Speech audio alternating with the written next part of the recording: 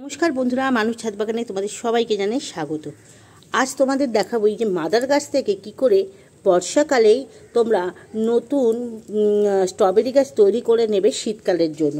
এইটা ছিল আমার মাদার গাছ, আর এই মাদার গাছ থেকে আমি দেখো এই দুটো পার্ট হয়েছিল, আমি ছিঁড়ে নিয়েছি, কারণ এক হাতে তো ভিডিও করতে করতে ছেড়ে যাবে না। তো একটা পার্টকে ছিঁড়েছি এইভাবে, ও শর্টটা দুটো হয়ে গেছে। তো আর একটা পার্ট এইটাকে বসিয়ে দিয়েছি। তো এই মাদার গাছের গোড়া থেকে না এরকম সাইডে সাইডে অনেক গাছ হয়ে থাকে, ঠিক এইরকমভাবে হয়েছিল। এইখানে একটা হয়েছিল, এখানে একটা হয়েছিল, এর রুটস থেকে থেকে। তো সেটাকে আমি ভালো করে এই ছুরির যন্ত্রের সাহায্যে ভালো করে কেটে নিলাম। কেটে নিয়ে মাদার গাছটাকে ঠিকঠাক করে দিলাম এবং এর পার্টসগুলোকে আমি নিয়ে নিলাম। নিয়ে এবারে দেখো এই গাছটাকে আমি একটা সবে বসিয়েছি তোমাদের দেখাবার জন্য, আর এই দুটোকে রেখে দিয়েছি। আমার কাছে টপ নেই, আমি এখন টপ রেডি করব, তারপরে বসাবো। তো এই মাদার গাছ বর্ষাকালে নিম্নচাপের সময় যাদেরই আছে স্ট্রবেরি গাছ বা যারা বাগানিরা তৈরি করে তারা কিন্তু ঠিক এইভাবেই তৈরি করে নেয়, যাতে ডিসেম্বর মাসে আমাদের কাছে বাজারে চলে আসে এবং আমরা ক্রেতারা কিনি। তো আমি এই বছরে আগের বছরের গাছকে রেখে দিয়েছিলাম, তার থেকে আমি 6খানা চারা তৈরি করেছি। এখানে এখনও দুটো, এখানে দুটো, আমার হাতে দুটো, আরও দুটো আগে বসানো রয়েছে। তো এইভাবে তৈরি করে নাও তোমরা মাদার গাছ থেকে স্ট্রবেরি গাছ, যাতে শীতকালে তোমরা প্রচুর ফল পাও। আর এই সময় বর্ষার জলে রেখে দেবে, কোনো খাবার দেবে না, এতে কিচ্ছু দেবে না।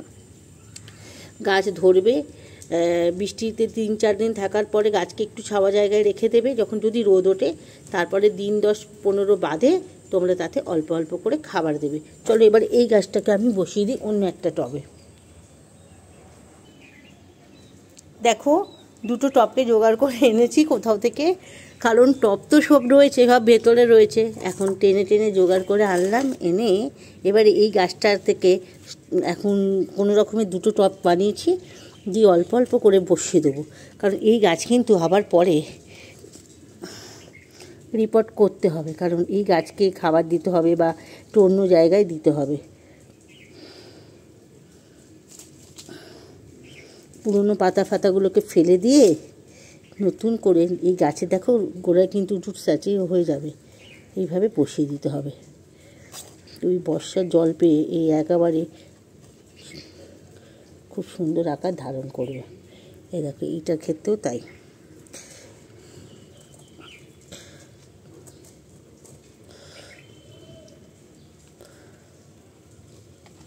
তো আমার ভিডিওটা কেমন লাগলো বলবে, আর ভালো যদি লাগে তো অবশ্যই সাবস্ক্রাইব করে দেবে। নতুন চ্যানেল আস্তে আস্তে বড় করার চেষ্টা করছি।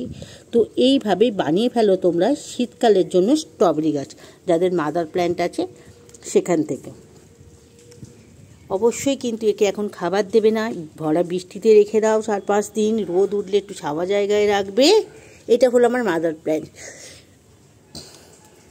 আমি এখান থেকে 1, 2, 3, 4টে আর একটা টব ওইখানে রয়েছে 5টা টবে গাছ করে নিলাম। তো এই মাদার প্ল্যান্টটা থেকে আশা করি আরও কয়েকটা চারা বের হবে, কারণ যেহেতু ফাঁকা করে দিয়েছি।